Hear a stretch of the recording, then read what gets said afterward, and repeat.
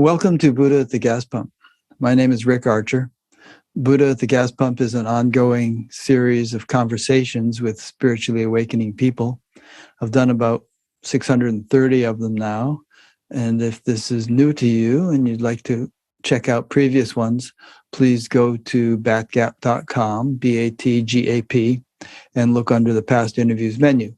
You can also, of course, explore the YouTube channel, but the advantage of going to batgap.com is we have, different ways that we've indexed the interviews as a categorical index, and there's another page with a search function where you can quickly find a particular person or something. There's also a page of most popular interviews. This program is made possible through the support of appreciative listeners and viewers. So if you appreciate it and would like to help support it, there's a PayPal button on the site. In fact, it's on every page. And there's also a page with alternatives to PayPal. My guest today is Anne Sweet. Anne lives in Sydney, Australia. And let's see, it's about 3:30 my time and on Saturday in Iowa. And it's, what is it where you are, Anne? 9:30 in the morning and Sunday or something? 8:30 Sunday. 8:30. So crack of dawn. And Anne has a very interesting story, and which she's going to tell us. I'm not going to read her bio, but she'll just start telling her story. And she also has a very useful website, I think. It's called theendofseeking.org, and I'll be linking to it from her page on batgap.com. But there's a lot of really good information laid out in a systematic, point-by-point way, and it's not voluminous. It won't take you weeks and weeks to read long essays, but what she says is just very concise, and I think based upon a lifetime, really, of sincere spiritual aspiration, which was fruitful for her and continues to be. So let's get started. You've been with a number of teachers, some of them with colorful reputations. And maybe we should just start, unless you feel like you'd like to start earlier than this. What was it that first sort of piqued your interest in spirituality and made you seek out some kind of teacher or teaching? I think I was a pretty unhappy person, young person. And my family situation had been quite traumatic. So I think I was looking for answers, and I couldn't really, I saw that, around me, through the press and my family and society and so on, everyone seemed to be stumbling around. No one really seemed to know what was going on, and people were kind of living their mechanical lives, but no one really seemed to have the answers. And I was asking all the questions: why are we here? What's this all about? What's it all for? And so there was I think from the, the unhappiness point of view, I was looking for a way out. And from inside, I don't know if I could intuit something else, but I definitely wanted answers. And what really set the whole thing in motion was a book I picked up in London, which was a book of Osho in the mid-70s, or I think 1977, 78.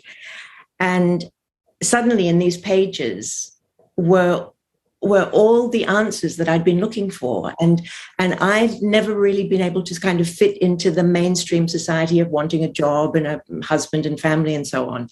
And he was saying, you're not here to fulfill other people's expectations. You're here to find who you truly are. And these, I'd never heard that. I'd never heard about spiritual teachers or spiritual teachings, and this was the first exposure.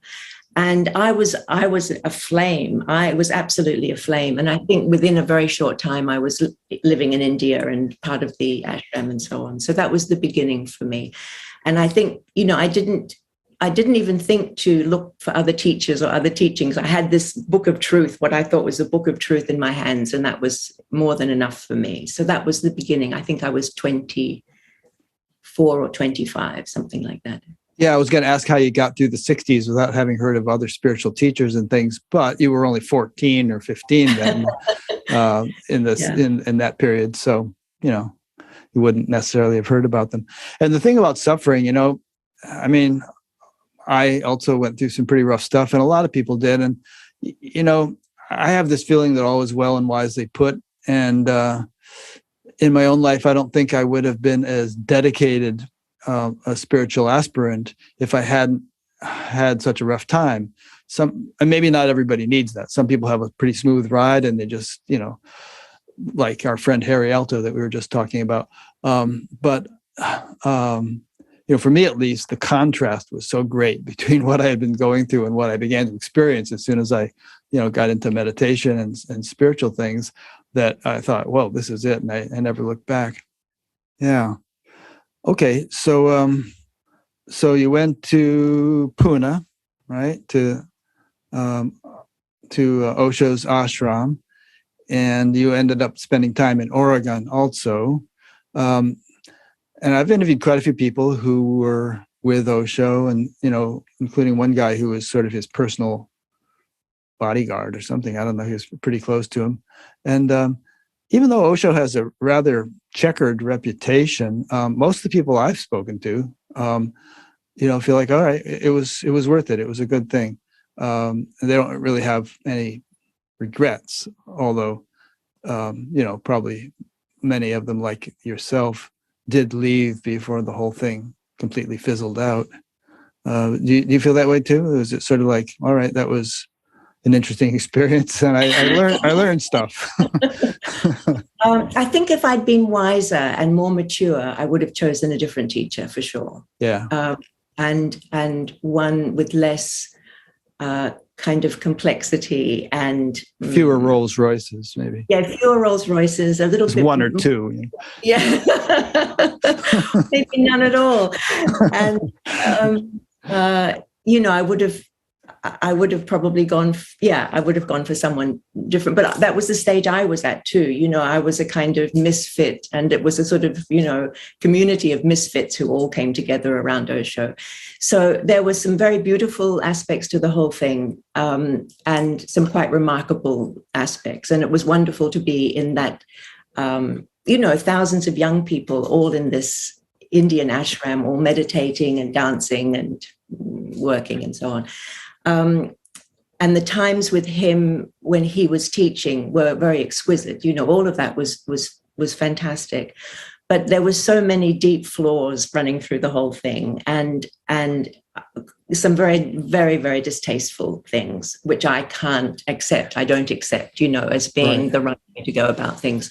So my hindsight is very mixed, I would say, very mixed. Yeah.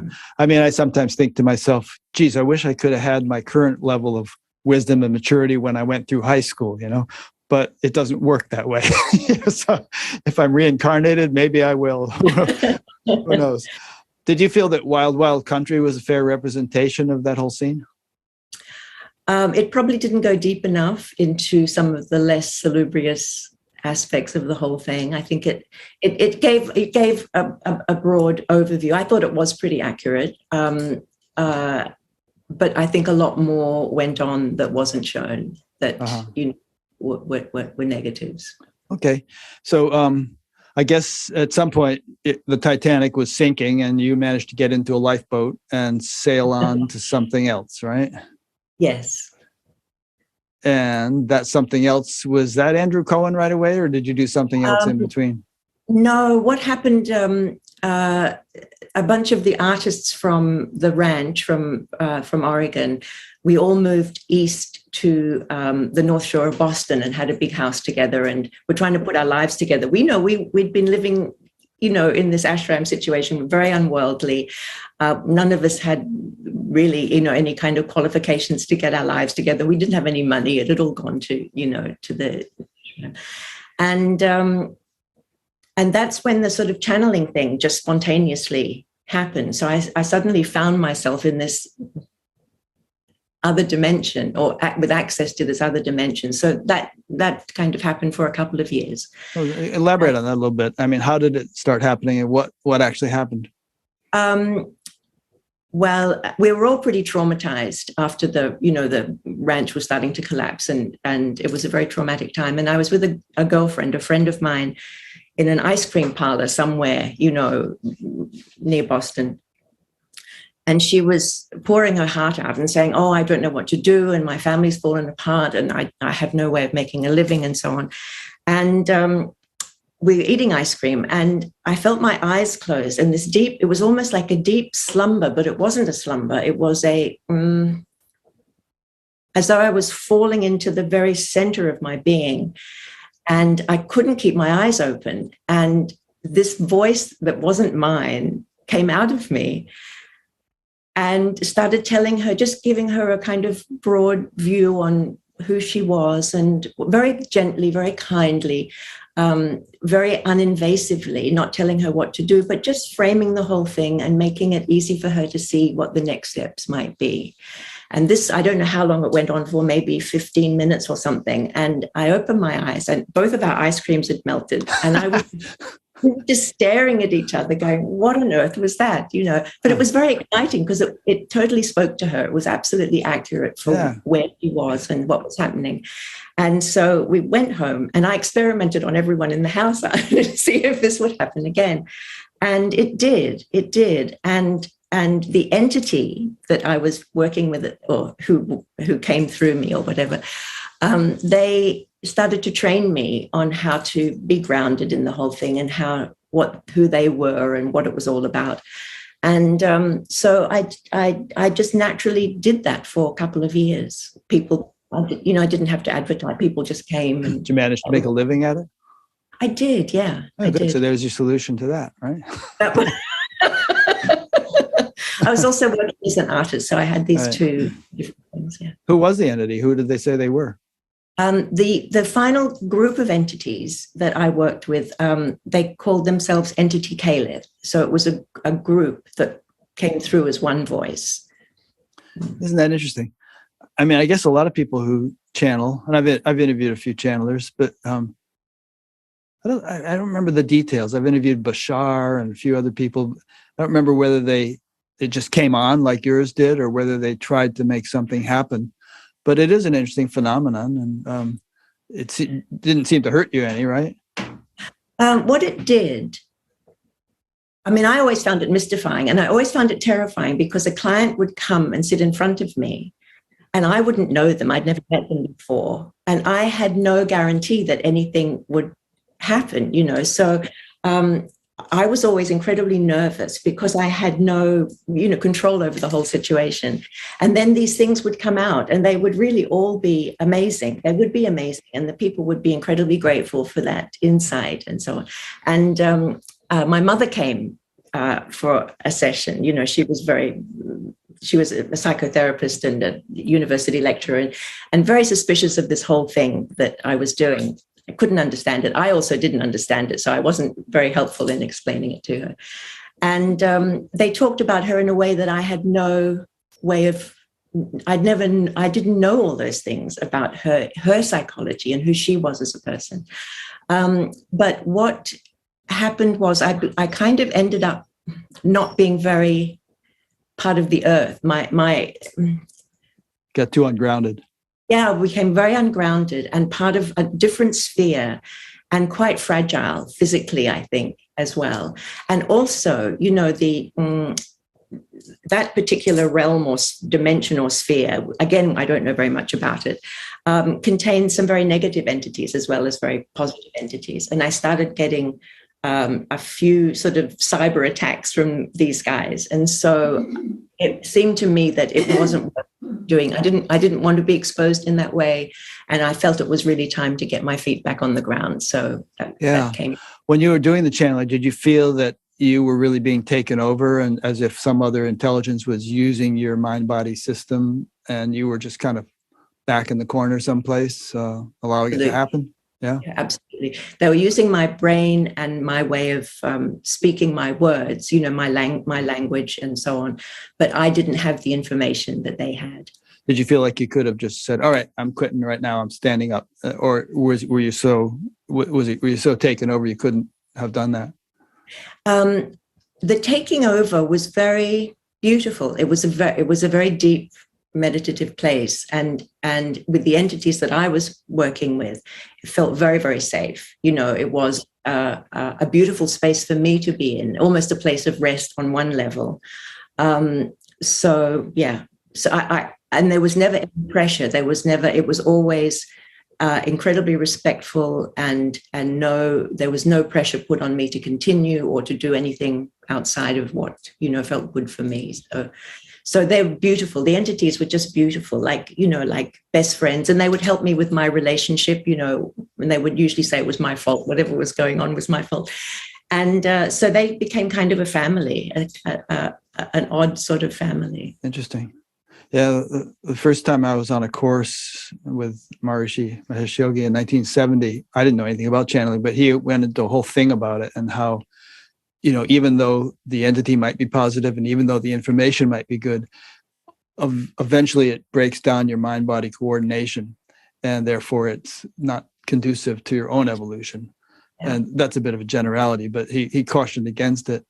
Mm. And there are a couple of people whom I've interviewed who weren't trying to channel or anything, but they were kind of open. And one of them was sort of a long distance healer and stuff.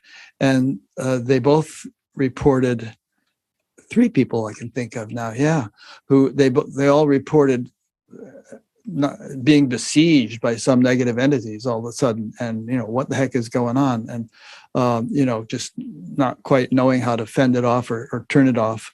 So that's just, I guess, maybe just a cautionary note on opening ourselves up to something that we may not fully understand.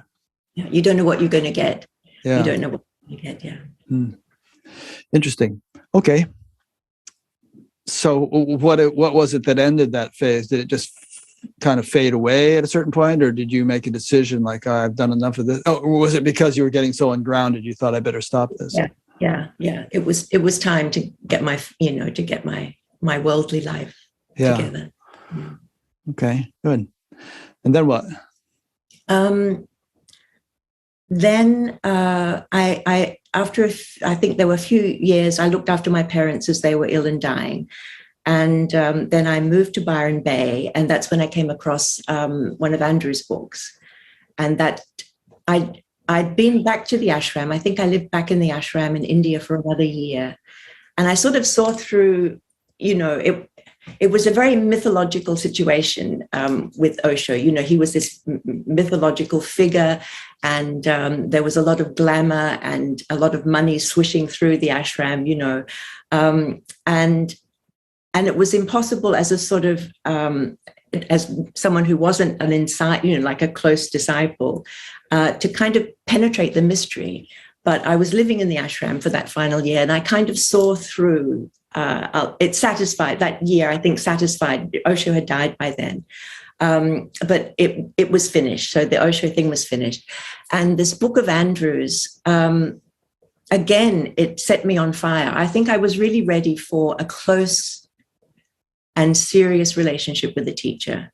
I'd been, at arm's length with Osho, and I really desperately wanted to get somewhere in spiritual life. And I was prepared to risk everything, go anywhere, do anything. I just had enough of not understanding and not realizing what this whole thing was about. So I threw myself in headfirst with the whole thing with him. And that was, 8 years of being with Andrew. Did you know my friend Egal Harmelin in those days? I do, yes. We've been in contact recently, yes. Yeah, he's a good guy. He was actually on Batgap years ago, towards the very beginning. I do. In fact, I think he was still with Andrew at that point. Okay, and so obviously that whole situation eventually broke down too for with controversies swirling around and so on. Yes. But you feel like you got a lot out of it, or did you? Yes, again, yes and no. Very, very, very mixed in retrospect. There were a lot of very positive things. I mean, to give oneself so totally, and he insisted that you gave yourself totally. So, it was an environment where we were all operating at our highest level, the highest level possible that we could all the time. And we were doing enormous amounts of practice. I mean, hours every day of intense practice, and meetings where, you kind of, it was imperative that you sort of expressed an enlightened view, whether you were enlightened or not, kind of thing. So the pressure was enormous. Why would you want to do that? Was it supposed to actualize your enlightenment if you expressed one, even if you weren't? Or was it kind of one-upmanship where everybody had to sound like they're enlightened? It wasn't one-upmanship. I think it was to draw on the enlightened perspective within oneself. So you had to sort of find a way of putting your ego aside and speak from your authentic self. And the consequences for not doing that were really severe. It was a very punishing environment. If you got it wrong, you were sort of, it wasn't very pleasant if you didn't manage to. Well, I heard stories about him making people stand in cold water or, do other physically painful. Yes. So that's the kind of thing that you're alluding to? There was that. There was quite a lot of that, but there was also a lot of shaming and making people feel really awful about themselves, like they had failed, and there was an unhealthy undercurrent to the whole thing. It seems like that would really be fodder for people with sadistic personalities who love to bully people. It would sort of be an opportunity for them to really indulge in that tendency. Well, perhaps, yes. Yes. Because I was in an encounter group one time in the late 60s, and there were certain people who were just nasty and bullied, and the encounter group was like yelling at each other and things like that. And some people were really good at it because they were, that's the way they were. Right. That's Other right. people were shattered by being the recipients of that. Yes. And I think a lot of people did get shattered, and I think a lot of people left feeling like they had failed as a person and failed in spiritual life. And I think that's a very unfortunate and damaging legacy to leave with people. Yeah. Was there did Andrew sort of feel like he was latter-day Milarepa or something, and it was appropriate to treat people that way for their own ego diminishment? Well, I think you've understood the situation very well, Rick. I think Andrew believed that his enlightenment was perfect and that he had no more ego to deal with, and that everything that he did and everything he said was coming from this, profoundly enlightened place. Mm. And he had no authority over him. He'd fallen out with his guru. His guru had denied him. And so you can imagine the consequences and exactly those consequences ended up playing out. So yeah. I think you've understood it very well. What do you think about his efforts at atonement and rehabilitation in recent years? I think maybe initially his apologies to his ex-community were genuine. But they didn't go far enough. I mean, a lot of us are still very much in touch. We're in contact with each other. And there's a lot of unfinished business around Andrew. And he apologized to a few people in person, but not the majority of us, And I think very, very quickly, as soon as he started to get back on his feet a bit, I think the first couple of years when the whole thing fell to pieces was very traumatic for him and incredibly devastating, as it would be and should be. But I think as soon as he started to get a little bit stronger, the desire to reclaim his position as a guru and came rushing back in. And so, I mean, I think you can't build something new. He's building a new kind of community. I don't think you can do that and still leave this enormous mess behind you. So it's incomplete for a lot of people. Yeah. You had a great quote from somebody. Was it Nisargadatta? I got it here in my notes someplace about how you can't you remember the quote? Yes, you can't leave a mess behind and move on. It will pull you back. Yeah.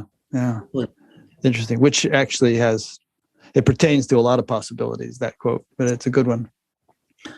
Yeah. So what was the final impetus for you to leave that scene?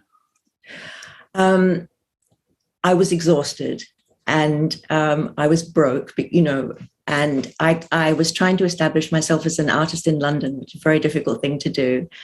And my health wasn't very good. And there was just this kind of disaster approaching of, financial, physical, and every other way, emotional. And I think I just didn't want to do it anymore. I had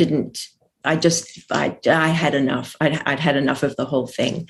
And some things happened that I felt were just not right. They just weren't right. And I didn't want to be part of that anymore. This kind of impersonal, only the teachings matter, you don't matter. It was some kind of cruelty to people in very vulnerable situations, in very vulnerable states. And I just felt that was so inhuman. And I just knew that if I fell into a hole like that, I would be treated the same way. And I didn't want that. And I'd also treated other people in my time the same way. We were all enculturated to be very fierce and ferocious, and shaming. And so it was the end. I couldn't do it anymore. And so I left. Well, I'm glad you did. And that's a syndrome that you see in spiritual groups sometimes, is the ends justify the means. We have this grand, glorious, it's like the Blues Brothers. We're on a mission from God. Remember you see the Blues Brothers? And and so, you kind of, it doesn't matter if there's a few casualties, you have to throw a few people overboard because our mission is so grand. And it doesn't culture the heart, I'll tell you that. No, absolutely not. And culturing the heart, I think, is an important aspect of spirituality. You don't want to be, I don't know if you can be an enlightened SOB, but I don't know if you'd want to be. Yeah, exactly. So the heart was missing completely. Yeah. I found that, And then at some point you got involved with Lee Lazowick, right? Well, yes, Lee had a wonderful influence on those of us who were kind of the walking wounded from the Andrew experience. Uh-huh. He took us under his wing and very kindly just reoriented us because, for us, he was a peer of Andrew. And so we could trust what he was saying. And he was very critical of Andrew and what had happened and his teaching methods. And he kind of saved many of us. He just took care of the whole situation and calmed everything down. And a lot of us were able to find our feet because of him. That's and good. put our because when you leave a cult situation, you're a mess. Basically, you're a mess. And I was definitely a mess. I couldn't quite put the two things together, the commitment that I'd had and then the fact that I'd left. And so I was trying to put the story together and these two realities, which were sort of crashing. But I think for me, something happened before I got involved with Lee that was really the turning point for me after leaving Andrew. And maybe it would be good to just cover that. Please. So when I left, I was completely alone. I didn't know anybody else in England. And I was trying to establish my art career. And I didn't want to move back to Australia. But I didn't know anyone. And I had very little money. No, I was horribly in debt from the whole those years with Andrew. And I had nowhere to live because I was living in the community. And so I was a complete mess, emotionally and physically and mentally and so on. Anyway, I found a little room to rent. And I spent, I was alone. I was alone in that little room and I was alone in the studio and I didn't have anyone around to bounce off. And I was starting to fragment mentally. I could feel that I wasn't keeping it together. And that was an unknown thing for me. I'd always somehow managed to keep it together. But I realized that I was in trouble, mentally. I was starting to get into some dangerous water. And so I started to meditate really more seriously than I'd ever done before, because I needed to find this place of stability in myself. And the meditations, I think because I'd done so much practice for so many years, suddenly there was peace. In the meditation, there was peace and stillness, and there was safety from the storm. And every time I meditated, I would be back in this ground of no problem, infinite ease and calm and peace. And then I would get up and all the craziness would start again. My mind would go crazy. My emotions would go crazy. And at a certain point, I just saw that I was living in these two completely different realities that didn't seem to have anything to do with each other. And I'd never investigated my experience in that way. And I don't think the teachings of Andrew or Osho or how I interpreted them had led me to doing that kind of investigation. And I thought, I can't be completely sane and clear and at peace 1 second, and then a complete mad person the next, who was afraid of losing their sanity and falling into some pit that they couldn't get out of. So I was only one of these can be true. Only one of these can be true. And which one is it? And the pressure was really building in me, because I was literally, losing my mind with all the conflicts that I was in. And at a certain point, the pressure built to a certain point where I knew I had to make a leap. I knew I had to make a leap out of the kind of burning tower that was me, Anne, because there was no longer safety there. I had no safety in that identity anymore. And at the same time, I was, as we all are, incredibly attached to this self, this personal self, this identity as this is who I am.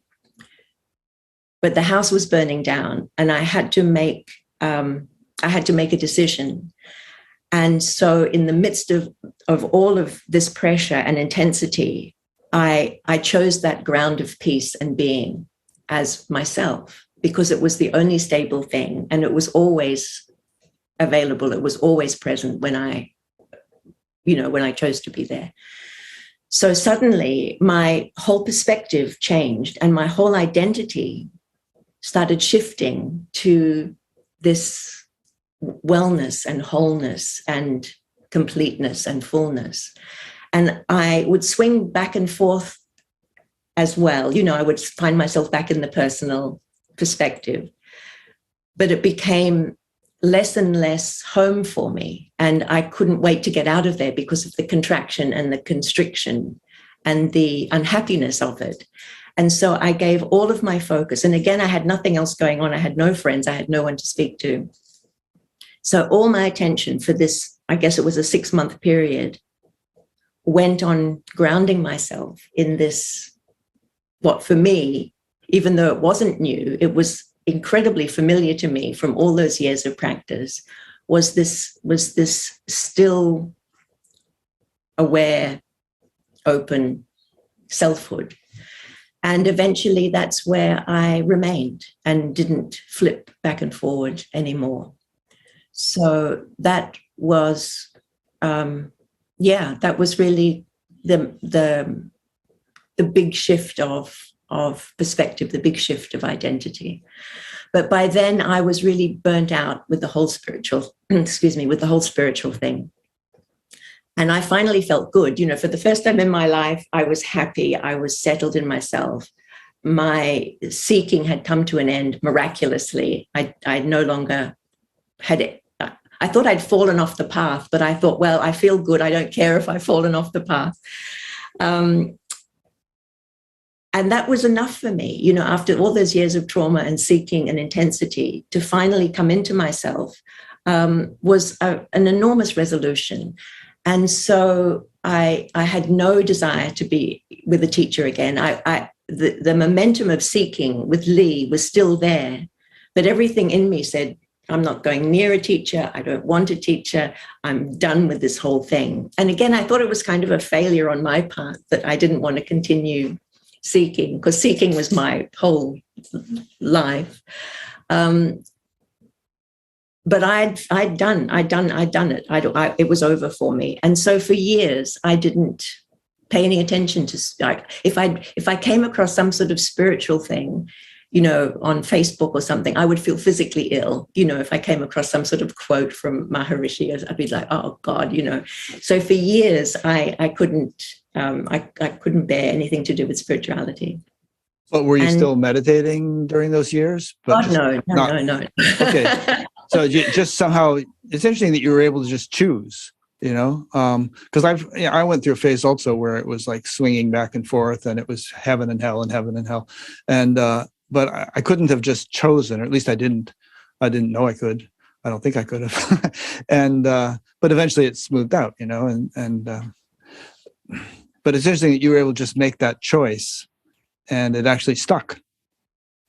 Well, as I said, my house was burning down. It was an emergency. If I'd stayed in the same state of consciousness, I would have bombed out. Yeah. I would have bombed out. So the risk of making that choice and of shifting that identity, if the words are clumsy, but I know you know what I mean, was less frightening than staying as I had always been. Yeah. I do think, and we can talk about this more later maybe, but I do think that everything you had gone through prior to that got you to the point where you were able to make the choice. You wouldn't necessarily have been able to make it 20 or 30 years before. Exactly. Yeah. Exactly. Which, is a whole topic we can get into, but it's, there's all kinds of spiritual practices and things that people do on the path. And they can have their value in, maybe even though they're not ultimate in some sense, but they have the value as preparatory things that get you to the point to actually cross a threshold, when you're ready to. They get you ready to. Yes. I think that every tuning that you make towards your own self counts towards your eventual transformation. I feel it's a build, you build and build and build. Yeah. For some people, it happens can happen very quickly and automatically with no, prior history with it. But exactly as you said, it all goes towards this one thing. Yeah. And there's also a neurophysiological thing going on where actual changes are taking place in the brain and nervous system, which need to take place because what we're talking about here ultimately is a very different style of functioning. And if the mind is functioning differently or the consciousness is radically different, there's got to be some corresponding radical difference in the way the neurophysiology is operating. Yes. You have to build those grooves. Most people have to build those grooves. Yeah. Mm-hmm. Okay. So then what? Well, then I think I became a little bit interested in spirit. That was maybe 10 years. And I was focusing on building my art career. And that took, I had no money. And is that one of your art pieces behind you on the wall there? Yes, it is. Yeah. Oh, nice. Yeah. And so that was taking up enormous amounts of my energy and time. And I met my partner and I moved back to Australia and then met my partner. And then when life sort of settled down a bit, I started reading again. I started reading the scriptures and the teachings again.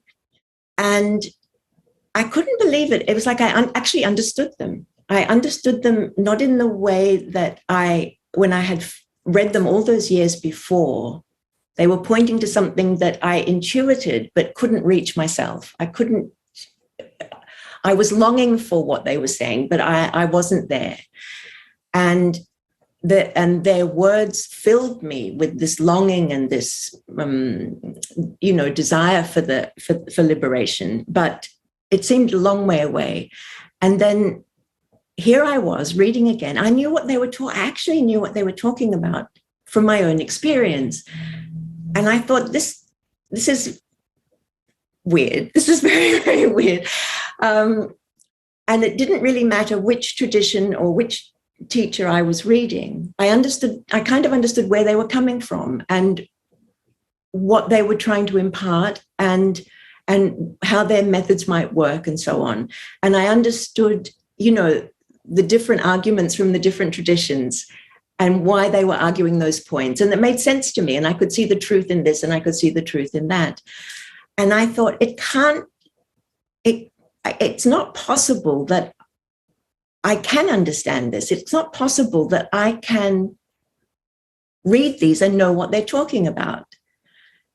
And I thought, I've been deluded so many times in spiritual life. And I know so many people who've been deluded about their state and where they've arrived at and everything. And I thought, I'm probably deluded. I'm probably completely deluded. And that's an interesting point that you make there, because one thing I often say is that the first thing that delusion does to you is deludes you to the fact that you're deluded. So the fact that you thought you might be deluded is a healthy sign, I think. Well, I didn't have that insight, so I just thought I was plain old deluded. And so, I was reading voraciously again, and I wasn't finding any fault in my own understanding, but I totally doubted myself. And so there was a kind of grumpy old Vedanta teacher that I felt I could trust with my story. I really needed to know. Sailor Bob? What was that? Sailor Bob? No, I'd rather not say who it was. Sure. So I really wanted to know. I didn't want to get involved with the teacher, but I needed to know, am I completely off the rails? Have I actually now lost my mind, and think that I'm enlightened or something?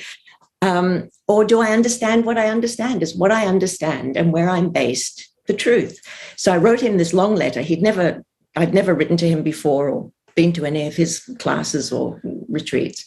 And I didn't expect to hear back from him, but I had to put it out there. So I wrote this letter and I just said, this is what I understand. And can you please put me, I don't care what you tell me, just tell me the truth. And he wrote back almost immediately, very generously, and said, no, you've understood. You've understood. There may be some small areas of ignorance that you need to tackle and so on. And he said, but yeah, I don't have anything more to say to you. So I thought this was amazing and quite disbelieving, really, but it satisfied me. Again, that satisfied me. And so I thought, okay, well, I can forget about this whole thing again. I don't need to worry about being deluded. I've understood something. I didn't put a name on that understanding. It was just like I'd understood something. I'd solved the riddle of my own existence. And that was a huge thing for me. And just for that, I was completely grateful. And the fact that it was stable and enduring and I didn't have to do anything for it was marvelous. So, I just carried on not being interested in spirituality, basically. And then quite recently, maybe a year or two ago, 18 months ago or something, I hadn't really ever spoken about what had happened. I'd maybe mentioned something about it to a close friend or what have you, but essentially I'd kept it to myself all these years because, why would you talk about stuff like that? It's like, sounds really weird, I've understood, I couldn't imagine, and then, as I said, about 18 months ago, I started to really, really want to talk about all this stuff and really share with other people what their perspective was and what my perspective was. And a friend of mine, Amir Freiman, who's an author of a spiritual book and is doing a PhD on spirituality, spiritual exemplars. He was putting out these amazing things on Facebook about his process and his inquiry and being so vulnerable about his questions and how they were affecting him. And I lit up like a Christmas tree. I thought this was amazing that someone could be so vulnerable and expose themselves, especially because I'm so secretive and private. And so I started to engage with him on Facebook. And then I thought, I've got to talk to him. I want to tell him my story because I know he's a Dharma brother. I really want to share, because I was bubbling over by this time with the need to engage with all of this again. And so I emailed him and asked him if he would mind that I told him my personal story. And he was very gracious and very respectful. And so I told him my story via email, and he seemed to think it was very significant. And he invited me to be an interviewee with his research on spiritual exemplars. And I thought this was hilarious. And I told my partner, oh, Amir thinks I'm a spiritual exemplar. And we both thought it was hilarious, And I didn't think that I had anything to offer Amir. I had no knowledge. I had no, I wasn't carrying anything around with me of any particular value that I could relate to. And so I said yes, because I trusted him, and I thought, why not? But I expected to be kind of made a fool of. I expected to sort of just be cringing, going, I don't really know the answers to your questions. And anyway, so he's a fantastic interviewer. I mean, he's really a wonderful interviewer. And he just kept probing. He just kept probing and asking more and more detailed questions about my experience and what I understood and so on. And I was able to answer him. I was able to clearly and easily, just by going into my own experience, tell him what that experience was. And it was amazing to me to hear myself talk like that, because I'd never heard myself talk like that. And I'd never asked those questions of myself. So I didn't know that I knew. I didn't know that I knew. And it's not a knowing of facts, but it's a knowing through one's own being of what all of this is. And so we did a dozen or so of those formal interviews and covered a lot of ground. And it was marvelous. It was absolutely marvelous. And I was still hiding out, and then he started to put some excerpts on his Facebook page, and people responded in the most full-hearted way. It was amazing. And they were just pouring themselves out with how that affected them and how that could relate to their own experience and what that meant to them. And I was at home hiding, while everyone else was pouring their hearts out. And I thought, this isn't good enough. I actually have to turn up for this. And so I put a little comment at the bottom of the whole thread and said, oh, well, I'm the person he's talking about. And thank you for all of your comments. They meant a lot to me. And from that point, I slowly started to, if you come out once, you have to keep coming out to all the different things. And it was excruciating because, I don't like exposure, and I am a very private person. And so the me that still exists inside was just cringing. And yet there was like a rolling momentum inside that was just insisting that this keep going forward, just keep going forward. And little by little, I got more used to it and more attuned to it. I still find it all weird, a bit like channeling. I find the whole thing a bit weird. Don't hide your light under a bushel, Jesus said, right? Well, I think there are other forces at work in these situations that have their own ideas. And so I guess those other forces just kept pushing me forward. So that, and then I woke up. I don't know if I was awake or asleep. Am I talking too much? No, you're great. Keep going. Better you than me talking. And then one morning, about just over a year ago, I was kind of half asleep or awake. I can't remember, early in the morning. And this big booming voice, felt like a man's voice in my head, said, you will create a website. It will be called The End of Seeking, and you will start immediately. And honestly, the room was just full with this sound of this voice. And I was so intimidated by it. I woke up and started making the website immediately. I literally started, like 10 minutes later. I had no idea how to do that or what to say or how to organize my thoughts. It was complete torture. It was absolute torture. And at a certain point, I just said, look, if you want me to do this, you have to help me. You have to guide me in this. I don't know how to do this. It's too complicated. It's too hard. I'm not a writer. And so I felt like I got the help I needed. Which was to destroy everything I'd already done and start again. And over a period of about 6 months, the website took shape and form. But in the process of creating the website and of writing these things down, which I really wanted them to be, I wanted it to be of help to people, not muddy the water or make things more confusing for people. So every word had to count for something. I didn't want any fluff. There's plenty of information out there, but I wanted this very direct, very helpful, very purposeful website. So That's what I got out of it. It didn't have a lot of fluff, and haven't read every word on it yet, but it's just very systematic, as I said in the beginning, bullet points, and it's easy to follow, and it gets right to the heart, I think, of a number of very important matters, or matters that should be very important to anybody who's serious about enlightenment. So I think you did a great job with it.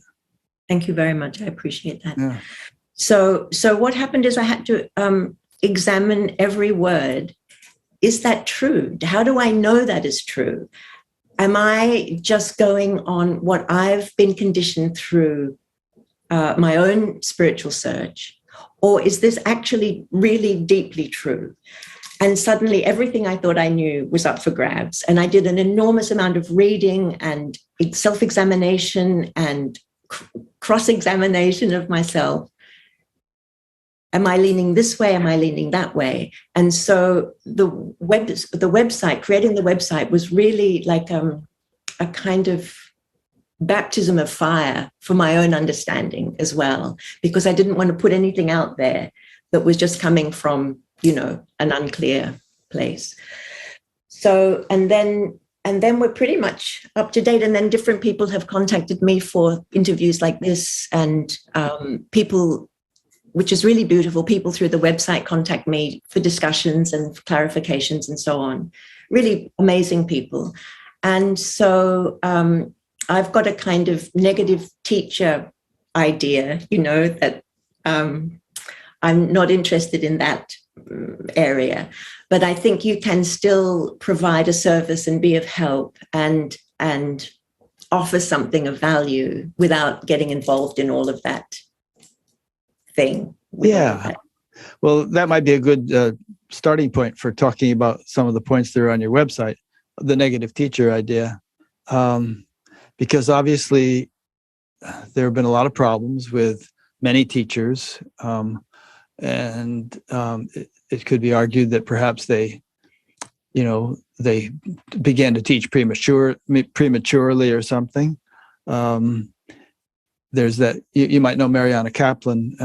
She was with Lee Laswick for a while, and her book "Halfway Up the Mountain: The Error of Premature Claims to Enlightenment." Both the title and the subtitle are great. I've interviewed her a couple times. So there's that, the premature thing. People jump into teaching and they're half-baked. And, there are some traditions which say, okay, if once the master kind of certifies your enlightenment, he says, all right, now see you in a decade, and then maybe you can start teaching. So there's no rushing into it.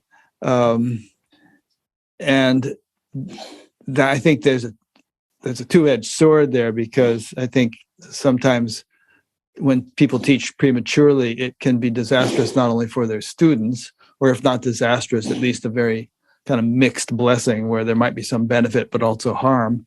And it can be a real snare for the teacher himself or herself, because it can go to their heads, that they're getting all this adulation and attention. And there have been a number of teachers, well-known and not so well-known, who really kind of went down the tubes, as a result of biting off more than they could chew, I would say, in terms of their role as a spiritual leader. Yeah, exactly. I mean, I think to even take the care of one soul into your own hands should fill you with absolute terror. The awesome responsibility of taking even one person and guiding them spiritually should terrify you. It terrifies me. And if it doesn't terrify you, it's probably not something you should be doing, because of what's involved and what can go wrong and the harm that can be created.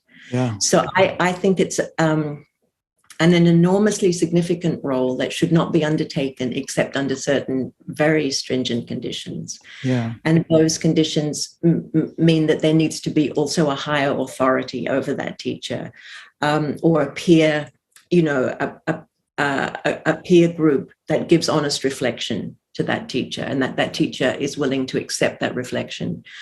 And I think waiting 10 years is probably the minimum, to allow all of this to integrate and to become wise, more wise in the whole thing. But I think even with all of that, the temptations and the pressures on a teacher and on a teacher's ego, again, should terrify. You should terrify anyone who's considering taking on that role. So I think you're right that it's not just that the students can be adversely affected, but it puts the teacher in a position where they have to be right. They always have to be right. And it can really narrow the teacher's ability to be a free human being. If you're protecting a business or a reputation or having to always have the answers to everything. So I think it's a very fraught role to take on. Yeah, there's a section on your website called Hallmarks of a Genuine Teacher, and it might be worth my reading these points. Must have a well-rounded, comprehensive teaching, track record of flourishing students, some of whom have awakened, no unresolved scandals, highly ethical standards and behavior, endorsed by a respected tradition, or, if self-appointed, submitting to peer review and or mentorship, genuine humility and vulnerability and the willingness to be transparent about weaknesses or mistakes, refuses to accept psychological transference from the student or be the subject of guru worship or dependency, highly regarded by other well-respected teachers. Be aware, though, that teachers will often close ranks to protect each other during a crisis or scandal. Respects the student's autonomy and independence. Clean record with money and donations, no excessive lifestyle spending or overblown ambitions. Does not make themselves the focus of attention, but keeps the focus on their students' evolution. So as I read that list, teachers come to mind who both have lived up to those points and others who haven't. And it's, I heard some story, I don't know if this is true, somebody was at an Adyashanti retreat or something, and they overheard someone else saying, I can't wait to get enlightened so I can quit my job and become a teacher. But it's, it's a great responsibility. And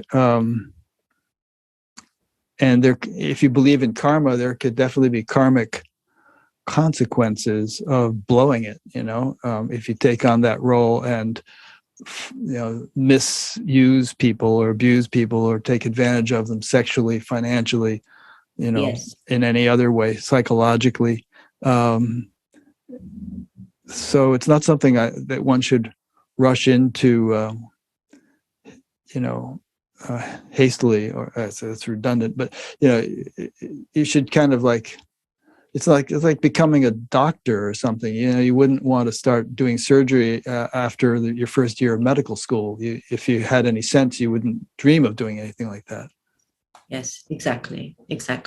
And I think this is especially so for the gurus who declare themselves. I think, what is that famous saying? There is none so untrustworthy as the self-declared guru. And it's not always the case. But I think it's a suitable warning. So I agree with you completely. Yeah. Then you also agree with yourself, because I just read all the things you wrote. Agree with myself completely. And we're not putting down the teacher role here. Are we? We need teachers. And in a way, it's good that there are so many people now that are just teaching in small little circles. People like yourself, who are not sitting up on pedestals and are just sort of in a more peer-to-peer kind of way, yes, are helping people. Thich Nhat Hanh said it may be that the next Buddha is the Sangha. So there is this sort of more peer-to-peer dynamic taking place these days. And there are also some still big famous gurus, but the peer-to-peer thing seems to really work for a lot of people. Yes. And I think that maybe, we're due for a bit of a revolution in this field. Every other area of human life in the last few hundred years has undergone tremendous change and progress, like science and medicine and social changes and so on. But we've still got this old model of spirituality that's thousands of years old, the guru's teacher-student construct. And the traditions are invaluable, and I have enormous respect for them. But how effective is the methodology really? How many people actually get through to the other side? For all the people who go into spiritual life and spend 20, 30, 40 years studying with a teacher or being part of a tradition, it seems that not that many come all the way through to the other side. Yeah. What do you mean? Go ahead. You're wondering what? I'm wondering if it's not time for new paradigms to emerge in this whole thing. As you said, the peer-to-peer thing, or perhaps a small group of teachers that work with a small group of students, so it's not so dependent on the personality and the flaws and the biases of a specific teacher. So I would love to see new ways of passing on, the timeless wisdom that are more effective and that have less negative fallout for both the teacher and the student. I think I really feel we're ready for an upgrade to how we go about this. Yeah, and I think it's critical too, because I believe that the world could easily. There are at least half a dozen things I could think of off the top of my head that could eradicate humanity, and I really think that I've always believed that spirituality might be our saving grace. If enough people could rise to a higher level of consciousness in the world, then it would diffuse or release the pressure that keeps bubbling out as war and climate change and potential all kinds of things that could happen. So, but when teachers misbehave, it kind of sabotages the enterprise. Yes. And so that's another consequence. It's not only bad for students and bad for the teacher, but something so critical is taking place here, and they kind of shoot it in the foot by. That's exactly right. That's exactly right. And I'm wondering, Rick, I have this kind of thoughts about that maybe we can pull the whole thing out of the ashrams, and maybe it's possible to create a technology like a non-mystical based technology where through the progress made in neuroscience and possibly with very targeted use of psychotropic drugs and some of the traditional or upgraded methodologies, meditations and so on. I know people like Jeffrey Martin are working on this, and probably others. I think Shinzen Young is also working with a university on mindfulness and on. He's doing stuff with Jeffrey too. Oh, he is? Okay, I didn't know that. In fact, Jeffrey has some kind of contraption that uses magnetic fields to stimulate certain parts of the brain. And I saw Jeffrey one time, and he had just had Shinzen at his house, and Shinzen said he had the best experience he had ever had using that contraption. Exactly. Yeah. So this is what I mean. I think all of these technologies are available, which haven't been available for 2,000 years. And so, that methodology has worked to whatever extent up until now. But we have a lot more access to a lot more things. And I think to harness all of that, and I think it is being harnessed, it's slowly, I think we hopefully on the brink of making the Enlightenment process more streamlined, more accurate, more effective, using everything that's come before, but incorporating the new processes that are available. And I think in terms of the quickening that you're talking about with what needs to happen, it really needs to happen. And so that may be one way for that to happen. The old process is too slow moving for our current times. And culturally also, it belongs to a different place and time for us here. Which is not to say we throw out the entire baby with the bathwater, because there's lots of valuable stuff in these old traditions, but only a new seed can yield a new crop, as they say. And it's interesting that go ahead. I'm sorry, go ahead. Oh, no, just to reiterate your point that my respect for the traditions is enormous, and that what they have done and the refinement and the nutting out of the incredibly accurate descriptions and ways of seeing is irreplaceable. So that all has to be brought in. It can't be, it would be foolish beyond belief to deny all of that's happened in the. So sorry, I interrupted you. No, I interrupted you. It's interesting. Several people have mentioned to me recently this idea of psychoactive drugs being an important tool in this regard. And the way one person put it was, what percentage of humanity is going to either, do the kind of serious study with a teacher that you've done, or get onto a regular practice of meditation and stick to it like, clockwork, or, do various other things like that and really stay with it and make significant progress. It may not be that many people, but if there could be, widespread, very responsible use of psychedelics, not as a ongoing thing for people, but as a kickstart, that could really open their eyes to the possibility that there's so much more to life than they had realized. Springing out of perhaps the research at Johns Hopkins or NYU or Yale or one of these places, that could be a much bigger society-wide catalyst for a huge shift in people's orientation to spirituality. Yep, absolutely. Absolutely. Yeah. So something like that may be happening, and it does seem to be happening. That with the legalization of things all over the place, and with the research taking place, it's happening in a much completely different context than it did in the late 60s. Yes. I mean, I don't have rails. Yes, I don't have any personal experience with psychoactive drugs, but I see the potential. I see the potential for breaking in the way that I broke due to circumstances, a targeted breaking of the old conditioning and the old self perspective, which is then supported by everything else. Yeah, I had personal experience back in the 60s, and although I was a pretty messed up kid, but the takeaway from it, which I could never forget, was just that, the way I had assumed that life is, I had just taken for granted that the way I perceived life was pretty much the way it is and pretty much the way everybody perceives it.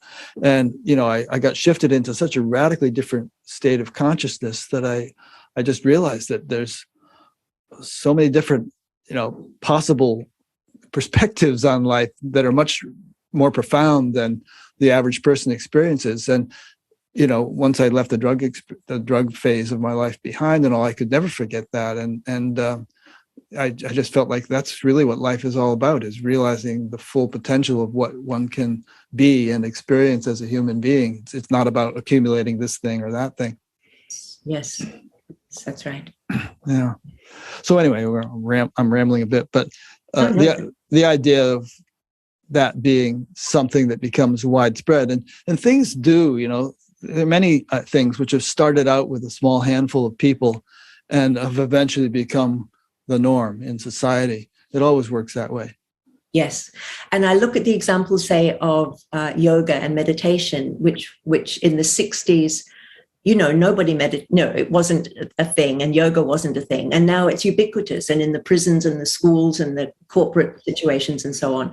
So my secret hope, which is not that secret, is that, that an Enlightenment technology could also become ingrained, within society, within culture, that this could be seen as a normal part of human development, not some extraordinary, exceptional thing that just happens to the few and that most people don't even believe exists, but something that is ingrained, that we that for anyone who's interested can easily access these courses, and that the discourse is happening not just in meditation halls and in the ashrams, but it's like a new possibility for humanity, for where we are now. I don't see that that's an impossibility, especially with, as we've talked about, these new understandings and new breakthroughs happening in neuroscience and in the use of psychotropics. Yeah, no, I agree. And, there have been initiatives that the TM movement has done things. There's a wonderful woman what is her name? I don't know, that she's teaching mindfulness and stuff in the schools on the West Coast. And there are a number of programs like that. Gangaji was teaching, in prisons back, 20 years ago. And so many of these really problematic areas, like the criminal justice system, have been, or like the schools in the inner cities, have been impacted so profoundly by these kinds of programs. And then there's usually some kind of blowback. Some fundamentalist Christians say, oh, you're trying to infiltrate Hinduism into our system here, and things like that. But I think those arguments will be less and less, compelling or effective. And maybe we'll reach a critical mass, at which, things become really ubiquitous. Yeah. And normalized. Yeah. And like you say, it will probably have to be stripped of any kind of esoteric or Eastern trappings, which it doesn't really need to have in order to be effective. No, it doesn't. It actually doesn't. You can always add the mysticism in after if you want, I mean, I love all the mystical side of things, but you don't have to change your name, and you don't have to wear funny robes, and you don't have to burn incense. I mean, there's so many things which kind of like handicap the introduction of these things because they strike people as weird. Yes. And also you usually have to take on a new set of beliefs. Yeah, that too. And so none of that is necessary. None of that is necessary. And that I firmly believe is what the next stage needs to be. And when you mention beliefs, what comes to mind, in 2 weeks, I'm going to interview a guy named Joseph Selby, and he's written a book called The Physics of God, and which is sort of a contradiction in terms in a way, because science and God, how do they fit together? But the way science works, you don't have to believe anything. In fact, you shouldn't. You can believe that perhaps this hypothesis is worth putting time and effort and money into, and it might yield some kind of result. But believing it only takes you so far. You actually have to have the empirical evidence to verify the hypothesis or disprove it. So with spirituality, it should really be the same way. And in the West, at least, spirituality or religion has been about what you believe. And if you believe this, you're saved. If you don't believe it, you're going to hell, and so on. But it really doesn't matter what a person believes. What matters is what they experience.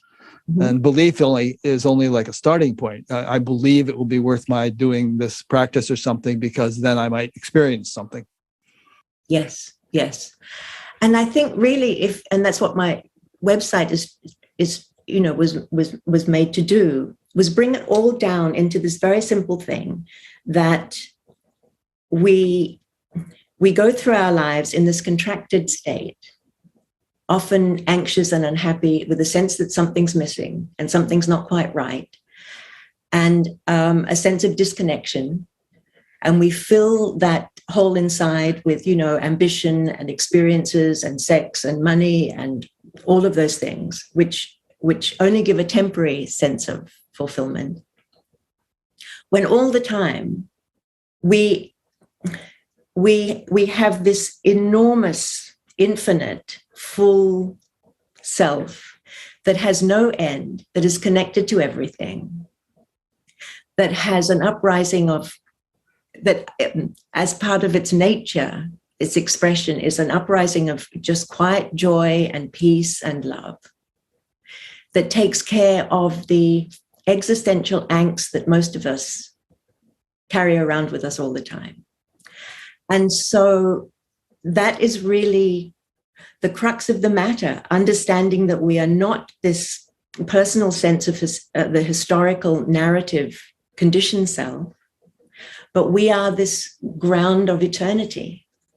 And it's really just a shift of understanding and a shift of self-investigation. It doesn't need all the trappings of Eastern mysticism. It doesn't need a whole lot, but the willingness to find out what's in there and have enough information available that you can differentiate between these different parts of yourself, the false sense of self and the reality of who you are. And that's really all it comes down to. Speaking of differentiate, how do you differentiate between understanding and experience? Because a person could pick up the Upanishads or something and read, oh, I am that, thou art that, all this is that. Yeah, I understand that. I can kind of get it. But they're not necessarily having the same level of experience as the guy who wrote those words. For that person, presumably it was, full-blown experiential reality. Well, they go hand in hand. Experience and understanding go hand in hand. They do, yeah. So and each one supports the other. And without the other, the one is going to fall over. You need both. And I think for me personally, and I think for my generation of seekers, the experiencing side was at the forefront. I wanted the bliss. I wanted to have a perfect master I could devote myself to. I wanted these amazing spiritual experiences, and I had all of that, but I didn't understand what they were. I had no idea. I couldn't contextualize them. So all they were experiences. And I thought if I had enough of those experiences, I would get enlightened. And that's a myth that simply has to die. It has to die.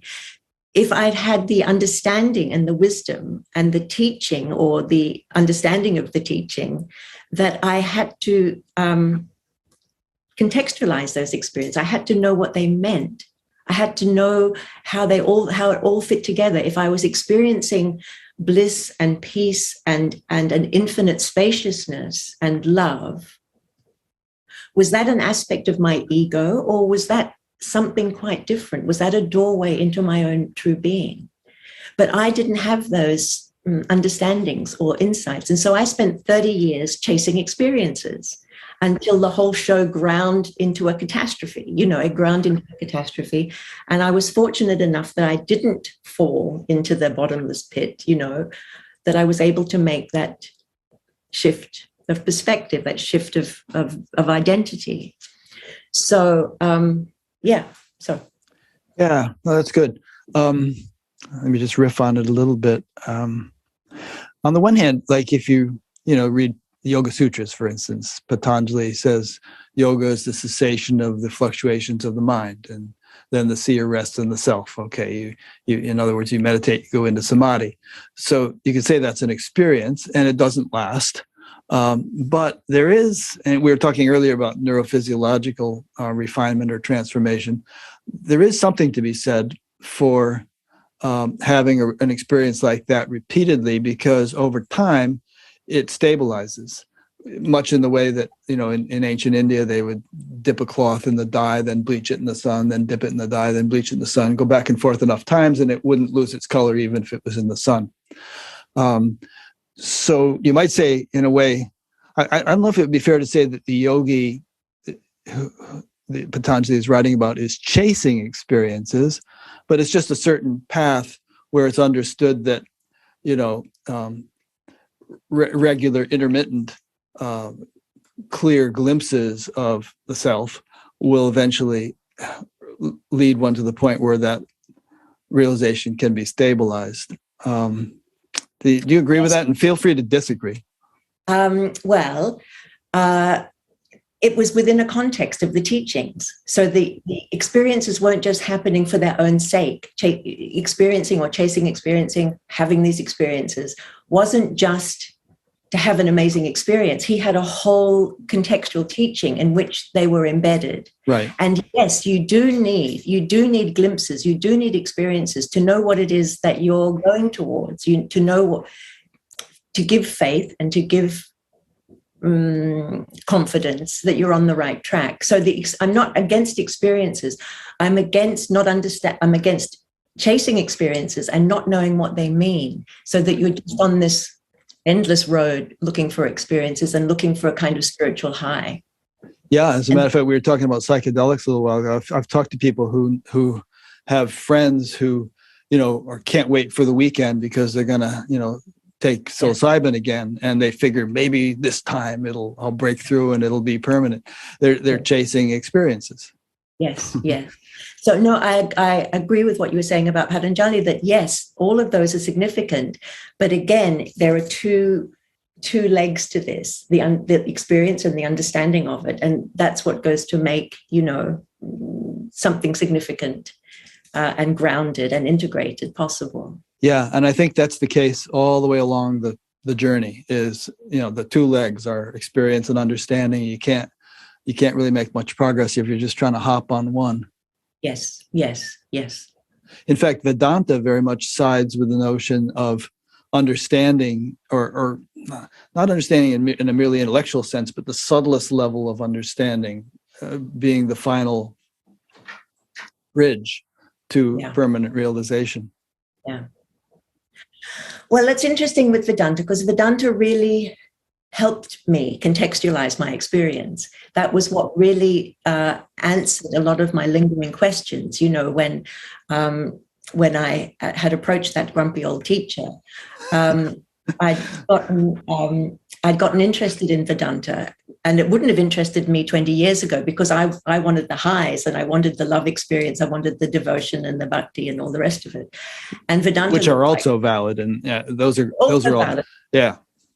They're valid. But again, there has to be another leg to them. They can't just be. But Vedanta just looked like this dry, boring textbook. I thought, oh my God.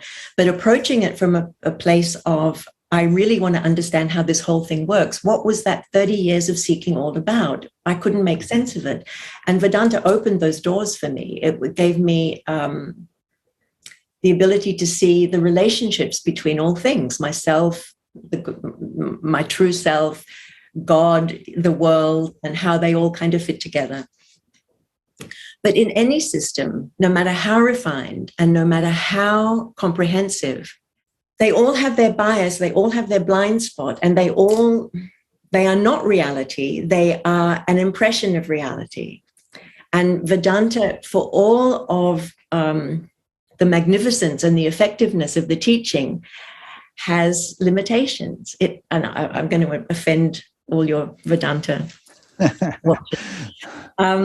But I hugely respect Vedanta, but it by focusing on one thing, you have to deny something else. And I feel that's that inevitably, and I could say that about any of the systems and any of the traditions, because, as we know, the map and the territory are not the same thing. Yeah. So. Yeah, if I had to say what the limitation of Vedanta is, and I've been studying it regularly, there's too much of an emphasis on getting out of here, this life is Maya, and you don't want to you don't want to be reborn again. Let's just get liberated and be done with it. And also not enough emphasis for my taste on the sublime nature of divine intelligence, which is an utter miracle in every little molecule or atom and cell. It's just the whole thing. We're swimming in an ocean of divine intelligence, and if that doesn't make your jaw hit the floor, then you're missing something. What a perfect thing to say. I appreciate what you just said. That totally touched me. I think I lit up like a Christmas. So yes. I completely lost my train of thought because of what you just said. What did you say before you said? Just about, divine intelligence, and holy mackerel. Irene just sent in about 5 questions for from people. I wanted to say one thing, just going back to Vedanta. Uh-huh. And your take on what the perhaps shortcomings, or in an otherwise wonderful system. I was watching a video by Swami Sarvapriyananda, and he's the one I've been studying Vedanta with twice a week for years now. Yes. Yeah. And it was a wonderful, wonderful talk. And he said, at a certain point, even Vedanta is false. At a certain point, even Vedanta is false. That you have to leave all of these things behind. in order to see reality as it is, you can't carry even Vedanta with you. At that point, even Vedanta is false. That's great. And that is great. That is absolutely in line with what my understanding of the whole thing is as well. Yeah. So sorry, please. No, that's good. No. And once you cross the river, get out of the boat. Exactly. Well, now let's talk about what crossing the river means. You have a section on your website here about common fallacies about enlightenment. And maybe we'll go through these and discuss them a little bit. One is, and I'll take them bit one by one. You can comment. The number one, that enlightenment is extremely rare and only for the special few. That is a fallacy. Yes. And I think this is something that... and define enlightenment before we go too far, because what are we talking about? I don't know if I would even want to... That's probably my least favorite word, because it has so many different meanings to so many different people. It's almost meaningless in and of itself. I totally agree. I hate to use that word. I really use it under duress. So I wouldn't attempt a definition, although I'll try if you insist.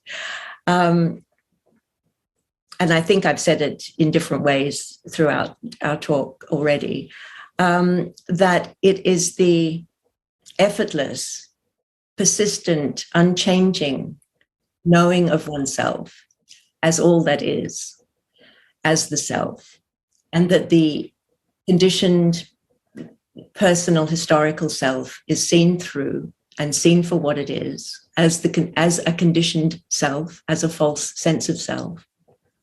And that is no longer in the driving seat, and that the self, the true self, the self with a capital S, which contains all, which is all, is the operating system of the individual, is who that individual is.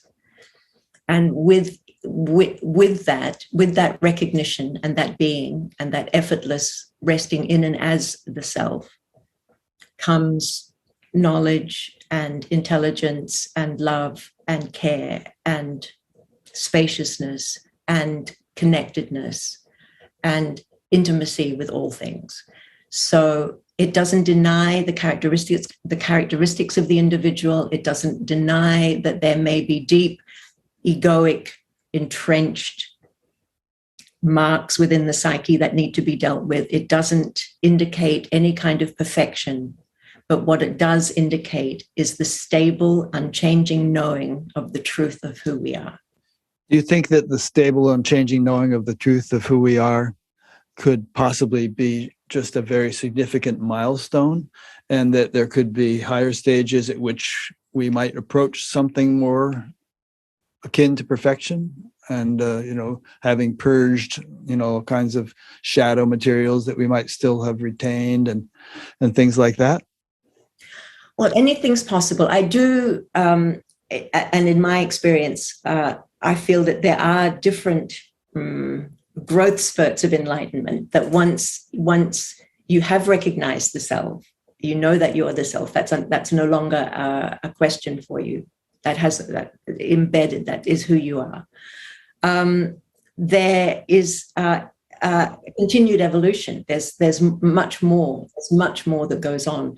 So it's only the beginning of a process. It's a significant and hugely important and very desirable shift from unhappiness to happiness, from incompleteness to completeness. So it's the beginning of a new life from a different place, but it's only the beginning, and that continues to expand. I don't know if it's possible for there to be perfected beings. Maybe in this relative world, it seems a bit unlikely, but anything is possible. Anything is possible. But for me, again, I think in what I'm focusing on in terms of with the website and with other people is just to get over that first line, just get over the line. And then, then the whole cosmos, the whole spiritual cosmos is there to explore, and it's an infinite field to explore. And someone, as we were talking about Harry, has gone an incredibly long way in exploring those further dimensions and so on. So it's an ecstatic and never-ending journey. There is no way. So words are only useful if we agree upon their definitions, and if we're gonna, if we can define enlightenment just like you said. It's kind of this watershed point after which we know who we are, and there's a world of possibilities to explore. Or Yes. If we wanted to, we could say it refers to what happens after you've completely explored that whole world of possibilities. But I don't know if that is ever complete or ever could be. So enlightenment is not a particularly useful. It's a tricky word. It just has this superlative static connotation. Yes. And Yes. but it's a good one. We used to actually, the byline of Batgap used to be conversations with spiritually awakened people. And at a certain point we realized had to change it to awakening, because at what point can you say you're awakened and you couldn't awaken further, or Yes. explore deeper or whatever? Yes, I completely agree with that. Yeah. Okay, so there's some other fallacies here. Enlightenment doesn't exist. I mean, maybe this audience doesn't have a problem with that one, unless it again depends on how you define it. If you define it as perfection, maybe it doesn't. And perfection means what? I mean, everybody dies of something. Maybe enlightenment is you don't die, you have a light body, or you attain immortality or something, but then it gets really far-fetched. Yes, it does. Enlightenment will solve all your problems. It's an interesting one. Mm-hmm. Do you feel like you have problems? In the relative sphere, there are always problems. Mm-hmm. That's the nature of the relative sphere. And anyone who says that enlightenment or awakening takes care of your rent, or disagreement with a friend or partner, or any of those things, or someone taking your parking spot, these are all the things that have to be dealt with as part of life. And also, I think the whole process of awakening also kind of wakens up the sort of dormant, samskaras, the dormant psychological processes that are maybe not very sound or very healthy, and they also need to be kind of seen and integrated, understood. In other words, what you're saying is sometimes you can have a profound shift and even an abiding shift, and all of a sudden all kinds of stuff starts bubbling up that you didn't even know was there, right? Is that what you're saying? Absolutely. That's absolutely the case. But as far as the whole thing of problems goes, I think the difference is that before this shift of perspective, whatever you call it, I just think of it as self-recognition or solving the riddle of oneself, which is very down to earth and ordinary. When problems arise, the problems are very immediate and you're very unprotected against them. The problems kind of hit you with no buffering. But after this shift, there's a kind of, you're already in a very supported inner state. There's already a ground of wellness and well-being. So the problems are not so dramatic or not so impactful. And there's an ability to often, not always, to have a bit more clarity about what it will take to resolve them and so on. So the problems don't go anywhere, but your relationship to them and your ability to respond to them can be different. Yeah. And your equanimity tends to be greater. Yes, exactly. Yeah. One handy analogy for that is, let's say you only had $20 to your name, and somebody gave you $5. They'd be, oh, thank you. Wow, that's huge. Or you lost $5. Oh my God, now I have, only 3/4 of what I just had. But if you were a multimillionaire, you could, who was it? I read an article recently about this billionaire who lives in Florida, and he's not living a life I would want to live. He sits in front of his computer from 7 a.m. till midnight doing stock trades, and he'll call his broker at noon, and the broker will say, "Well, you're up 10 million this morning," and things like so. And it's not like, "Oh, big deal, no big deal," because he has billions. So what's 10 million? So in a way, it's a kind of a crass analogy, but there's an inner fullness that dawns, and things that happen in life don't tend to add tremendously or subtract tremendously from your fullness. That's right. And there's also a deepening of trust in the whole process. There's a deepening of trust in the whole life process. Yeah. And that is a very restful place. There is, that thing I said a little while ago that you liked about swimming in an ocean of intelligence, but you get to feel that, that this is an ocean of intelligence, and that everything is unfolding in some kind of way that exceeds your capacity to organize. And there's a bigger organizing intelligence that's orchestrating things for you in a way. Yes, that's right. Yeah. Okay, I'm skipping some of these things about fallacies here. We already cleared the perfection business. This is a good one, that enlightenment is always a sudden revelation. Sometimes people are just waiting for the big aha moment. Yeah. And I think that's another myth, especially we've had here in the West, for the last 2 or 3 decades, that's the only way it can happen. And that's the only real enlightenment.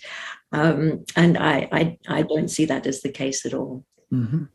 And I think we covered that a little bit already with, you saying that each of those experiences goes to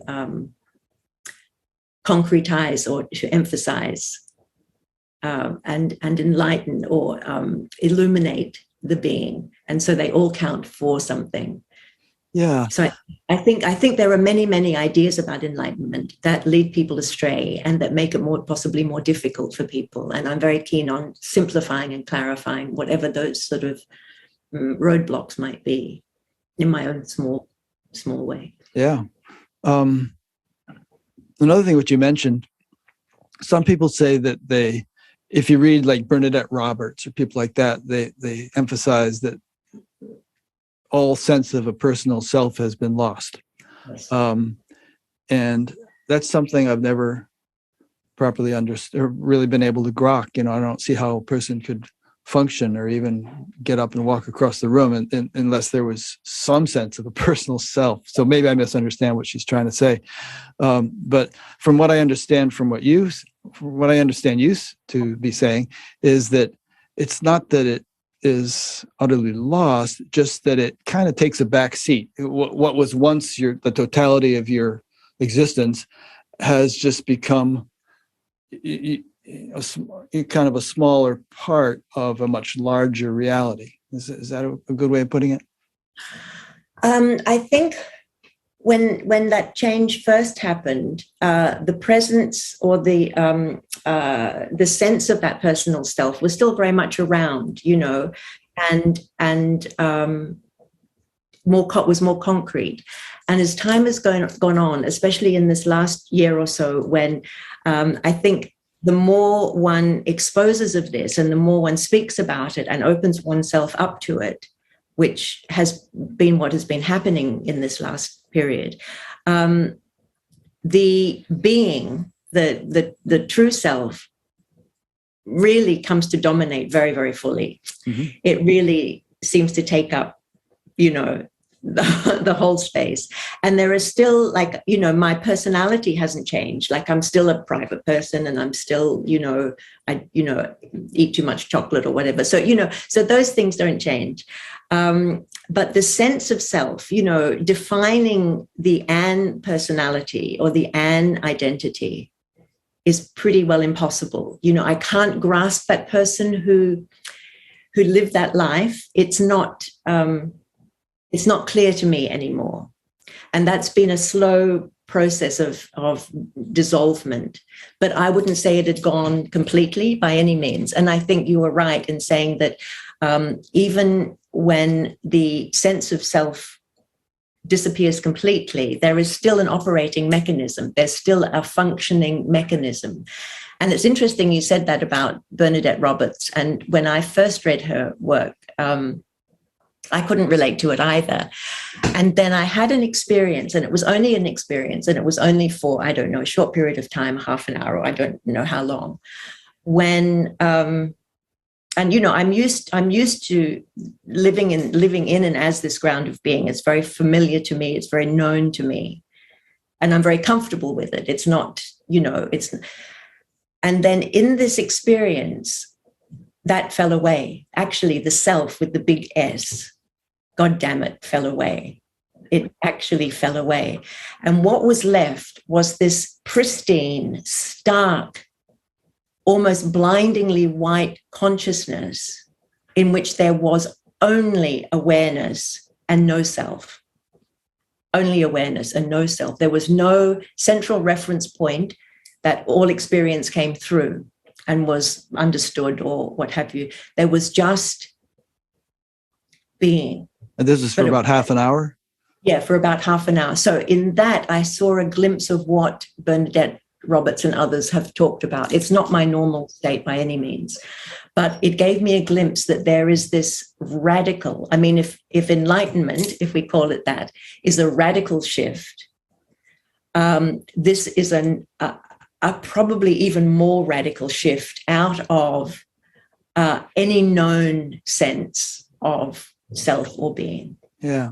It's stark, it's fundamentally, dimensionally different, and it's quite terrifying. I mean, I was like, get me back to the banks of the river as soon as, you know, I was desperate to clamber back.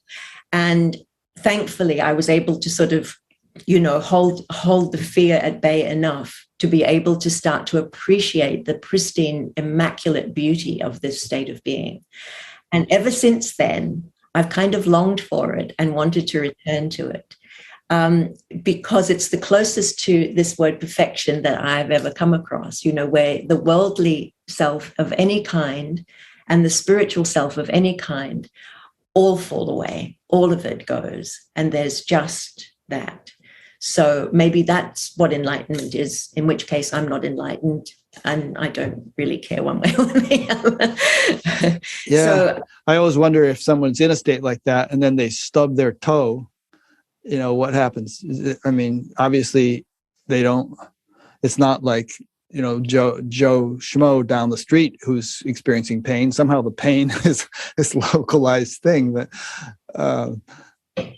I don't know. I think you could still feel the same pain because the body has its own autonomy and reality. I don't see that would be different, but it would be, the experience would be within that field, that immaculate field, with the awareness of the pain. That would be my sense of it. Thankfully, I didn't stub my toe during that experience. Yeah, there's so many stories of people like Ramana Maharshi or Ramakrishna and others who, you know, died from cancer and were apparently suffering a lot, and yet someone would it would be revealed that they were really in bliss, and it just the suffering was rather apparent. There was one story Swami Sarvapriyananda told where there was this old fellow, and I guess he was a kind of an enlightened guru or sage in that tradition, and he suffered from severe asthma or something, and he was awake all night coughing, and everybody could hear him, and it sounded like he was having a miserable time. And the next day, you know, someone said, "Well, how are you doing, sir?" He said, "Oh, I'm absolutely marvelous, you know, just wonderful. But we heard you coughing all night. It sounded like you were really suffering." "Oh, the body, yeah, it's horrible. You know, that's body's really in bad shape, but I'm just doing fine." I think that's entirely possible. That makes sense. Yeah. Some questions have come in here. The first one alludes to the grumpy old man, I think. I wonder if I should ask it without mentioning his name, because you didn't want to mention his name, or well, basically the guy's wondering, like, which of the teachings from that teacher had the most lasting impact on you? It's a bit hard to remember now because it was some years ago. Gosh. You don't have to answer it if you can't. Yeah, I don't really have an answer at hand. I think it was more a clarification, as I said, of how the whole thing fits together, the personal self, the true self, the world, and God, if you like. I never really understood how that whole thing worked. And I think Vedanta is very methodical in separating out mythia from reality, so untruth from truth. So I think that was really revolutionary for me, because that had been the key to my own, shift. Incidentally, this teacher, his first name started with a B. Is this the guy that you think I'm talking about, or is that a different person you're alluding to? Yeah. Okay, good. Yeah. We've spoken about this before by email. Yeah. So it was really just the clarification of the spiritual path. It was the deep investigation into one's internal experience, which again I'd sort of stumbled into because I was in crisis. So Vedanta laid out the whole picture for me, and I was able to understand much more clearly how this whole thing works. Mm-hmm. Good. Okay, here's a question from Andras Lomstein in Denmark. I use writing as a prayer or meditation along with sitting.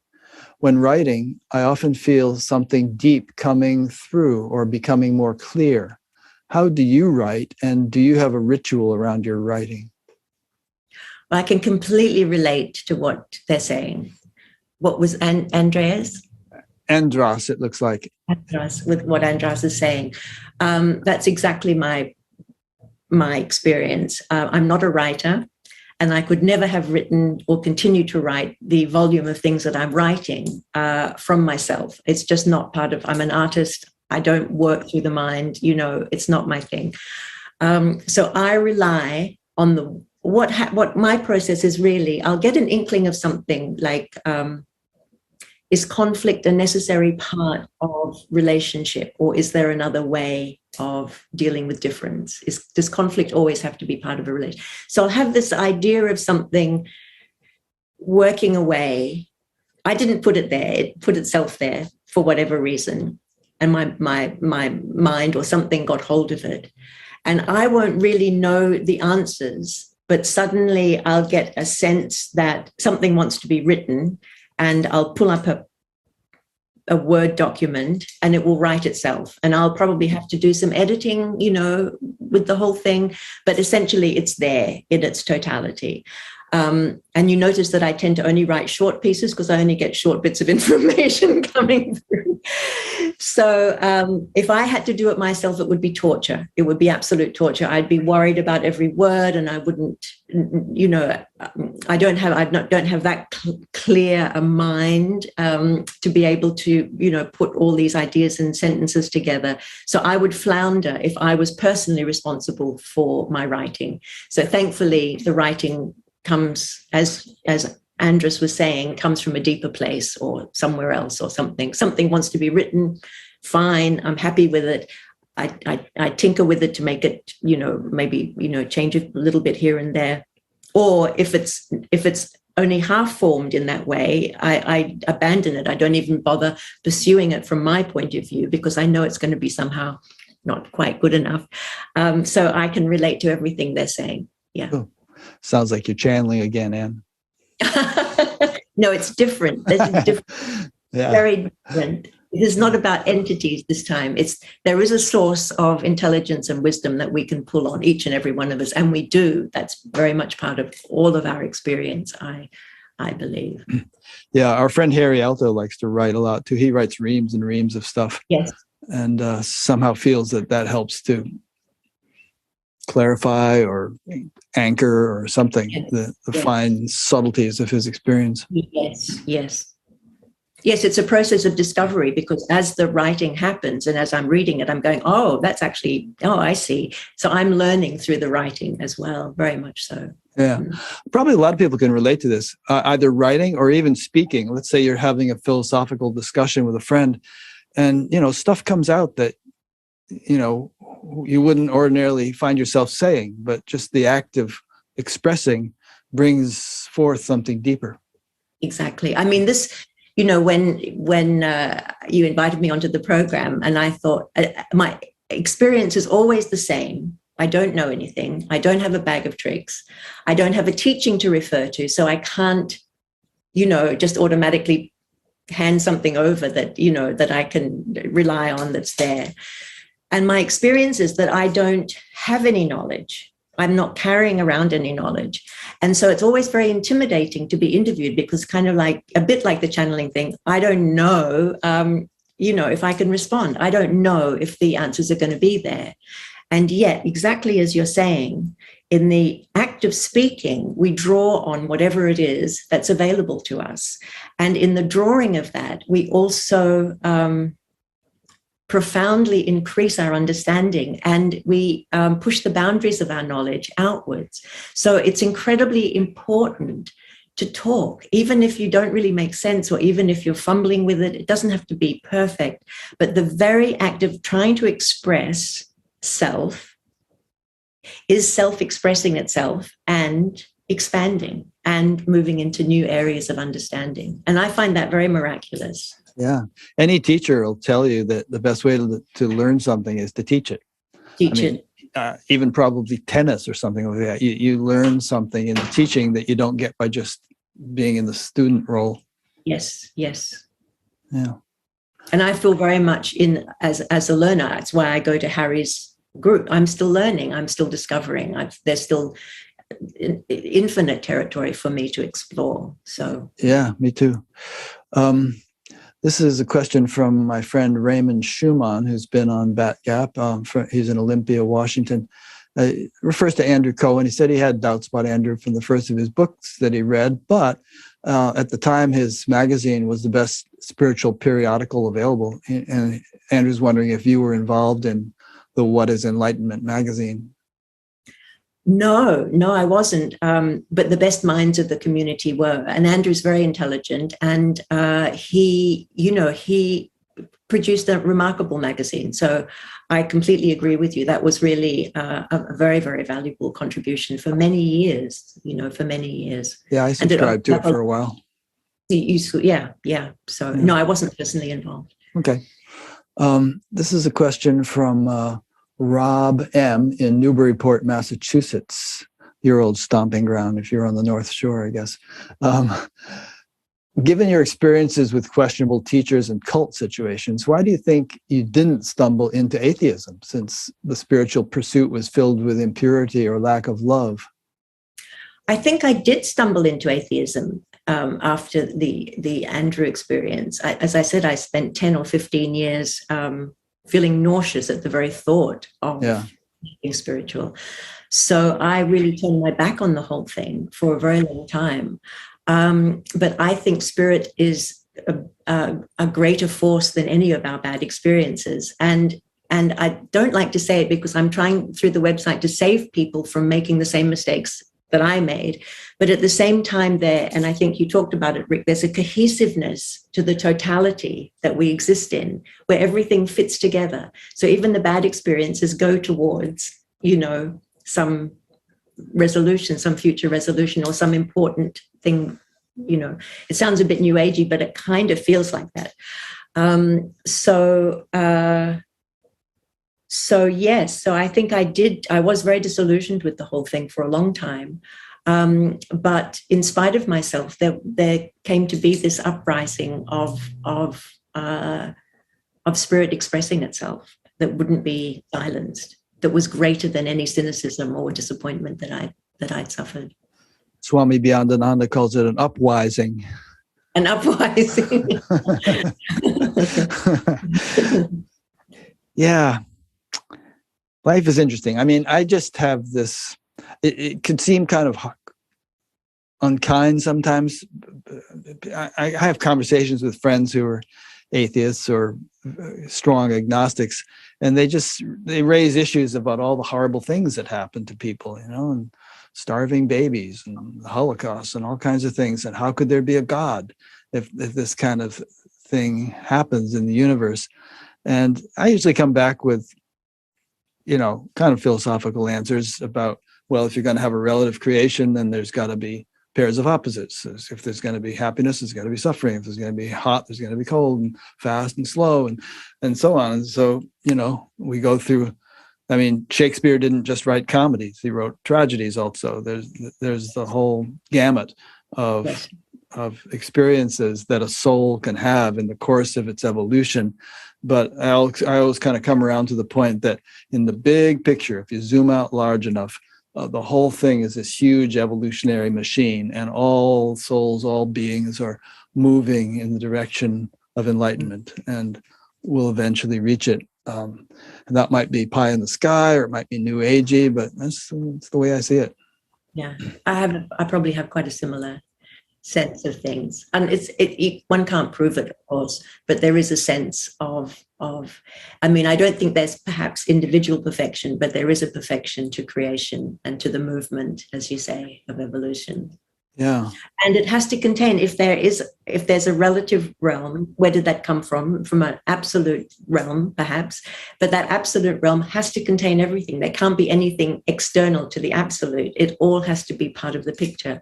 And we all know that anyway, so that it's intrinsic, but you have to be able to also see through that to the divinity that has created it and the understanding of why.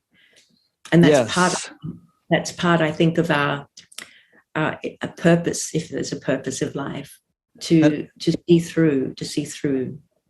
And I think when you really see through clearly enough, you realize it's all that divinity. It's all that divinity, exactly. And so there isn't some mean old God doing stuff to us. It's, if anything, God's doing it to himself or herself or itself. It's all just one. I saw this great cartoon. It was Adam and Eve were standing there, and God was hiding behind a tree, and God had like his hand in the Adam and Eve puppets, and he was also doing the snake, and the whole thing was sort of yeah. Okay, so what should we say in conclusion? We've covered a lot of points. There's probably more points we could cover, but I think people have gotten a good sense of who you are and what you what you've been through, and it's really commendable. And although I'm sure it's not the kind of thing where you're taking credit or feeling proud or anything, but I commend you on the dedication you've put into this whole lifetime, I guess. And it's borne fruit, and it's an example to people. Well, I think the dedication wasn't mine, and the result wasn't mine. So I don't think we can lay claim to those things, but I appreciate what you're saying. Yeah, you do have a section on your website where you talk about the qualities a student needs to have, and one of them is this kind of, not arduous. What's the word you use? Just sort of a pardon? Well, a sincerity of purpose. Sincerity and focus, and if we have a lackadaisical attitude about it, I think we're less likely to have the results we might otherwise have. Yes. It's a precision endeavor. Yeah. It's a precision endeavor, and it's very, very subtle. What you're looking for is something, because it is actually part of your experience, usually in the background, it's almost impossible to identify the self, the capital S self. And so in order to discover it, you need enormous focus and the ability to discriminate. And if you're lackadaisical, you're simply not going to have those tools available to you. So it takes a lot of intention to find out what this is all about. Yeah. Okay, so I highly recommend that people read your website. It'll probably only take a person an hour to read everything you've got on the website, and it's a really good. You could turn it into a booklet if you wanted to, but people can find it on the website, and that way you can update it more easily. But it's a really good overview of things. We sort of touched on the ethical thing, speaking of Swami Sarvapriyananda again, he often says, you can have ethics without enlightenment, but you can't have enlightenment without ethics. Yes. And I know you're a member of the Association for Spiritual Integrity, which is something that I and some others started to try to have some influence on, the whole ethical values in spiritual teaching world issue. Ethics for anyone on this path is the beginning, the middle, and the end. Yeah. It's the beginning, the middle, and the end. There is nothing probably more important, because the whole armature rests on that. And if there's a distortion, that distortion is going to only grow and become a greater aspect and eventually derail you or derail the ones around you. So getting yourself straight and right, and Ken Wilber's wake up, grow up, show up, and get it together, his clean up, whatever, is all of that is essential. That's the foundation. And you don't get a pass. I mean, I come across instances in which teachers are really screwing around, literally and figuratively, and they say, well, it's just God doing it, or it's just bodies having sensory experiences. There's no doer involved. All kinds of neo-Advaita BS. But they end up facing consequences, not only in terms of their reputation, but in terms of what happens to their mental state. It metastasizes. Yeah. The distortion metastasizes and affects the whole being. And then to come back from that is a very difficult and arduous thing. That's why you have to get it right from the beginning, and you have to know why you're doing it. And it has to be for the right reasons. Yeah. You have to be straight for all the right reasons. And it's not some kind of conventional morality or anything like that. It's simply the structure and the armature that you carry forward. And if that's not right, the whole thing is going to fall at some point. And we've seen it. We've seen how they fall. So many times. And it's never a question of time before we see it. And then you see someone like Thich Nhat Hanh, who had an enormously complex life, with so many, faculties he was running and institutions he was running, and the enormous impact that he had. And he was straight. The guy was straight, Yeah. So all of this, it's only bodies and all, it's all bullshit. It's all absolute justification and bullshit. And you will pay a price, and the people around you will pay a price. Yeah, there's a quote, I've probably said this 20 times on this show, but it's from from Padmasambhava. He said, although my awareness is as vast as the sky, my attention to karma is as fine as a grain of barley flour. So, and by that he means, just absolutely minding your P's and Q's. You don't get a pass no matter how enlightened you are. No, exactly. And I think even more important after the enlightenment business, because you have so much more personal power and so much more confidence. And so your ego can become a very confident ego. So you have to be more precise and more self-aware and self-questioning and self-honest. So the razor's edge gets sharper because there's further to fall, and you have more ability to fall from a greater height. Yeah. I don't know if it really happens this way, but theoretically, the judge gets punished more than the ignorant man who doesn't know the law if the judge breaks the law. Yes. And that's the same applies to a spiritual teacher or someone in a position. That's what Okay, so you mentioned that we've talked about the website. Is there a contact form on the website if people want to get in touch with you? Okay, plus you have a Facebook page. And you mentioned that, you have chats with people. Do you do this one-on-one? Do you charge money for it? Do you have webinars? What kind of things do you do? People, I usually do by email because I also have a real job. I usually do by email. I sometimes do Zoom if I think it's important. I don't charge. I wanted to produce or provide or offer something that wasn't part of the commercial thing, and I respect that you also do the same thing. I don't ask for donations. I don't have enormous capacity to engage with a huge number of people, obviously, as just one person. I don't do webinars. I don't do anything like that. But I'm happy to engage with people who have questions or want clarification. Or sometimes all people need is to know that someone is standing there, who's just there, who they can refer to or go to or so on.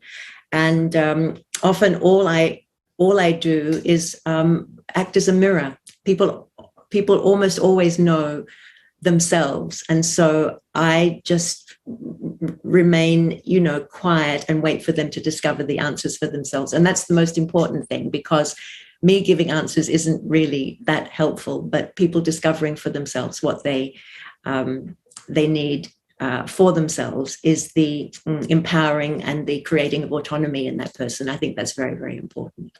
Alrighty. And, there have been over 250 people on the call today watching this, and you'll have thousands of views when I put this up. So you might get a bit of an influx of interest. So who knows, maybe you'll end up doing some kind of Zoom thing where you can talk to 10 people at once if you want to. I don't know. It's just an idea. But anyway, people can get in touch and you'll figure out how you're going to deal with it. I'll do the best I can. Okay, great. Well, thanks so much, Anne. I'm really glad we did this. I don't know who entered you as a guest suggestion, but maybe you did, but whoever did, I thank them for doing it. You did. You contacted me. Oh, I contacted you, but I don't know how I found out about you, but I'm really glad I did, because it's really been great getting to know you. It was thank you. It was I made a comment on one of the Enlightenment forums, and you contacted me a year or so ago. And then that was the beginning of our communication. Oh, okay. A pleasure to meet you after, I've seen you, doing these interviews. I always appreciate what you're doing and who you are, and the incredible thing that you're offering, which I think is a benefit to so many people. So thank you for letting me be a small part of that. It's my pleasure to have you on. And who knows, if I ever make it to Australia, we'll have a big gathering of all the people I've interviewed in Australia. That would be fantastic. I would love party. All right, great. Well, thanks, Anne, and thanks to those who've been listening or watching. Not sure who I'm going to have next weekend, because the guy that I was going to have seems like is not happening, and we have somebody in mind. Don't know if we'll get him at the last minute. But anyway, there's a page on Batgap which is called Upcoming Interviews under the Future Interviews menu, and you can see who we've got scheduled, and you can also click a little icon on the right and have it put a notice in your calendar or your notification thing, so that you can tune into these live interviews and be reminded of when they're going to happen. Okay, thanks for listening or watching. Go to the website, batgap.com, explore the menus, and we'll see you next time. Thank you, everyone. Thank you, Rick.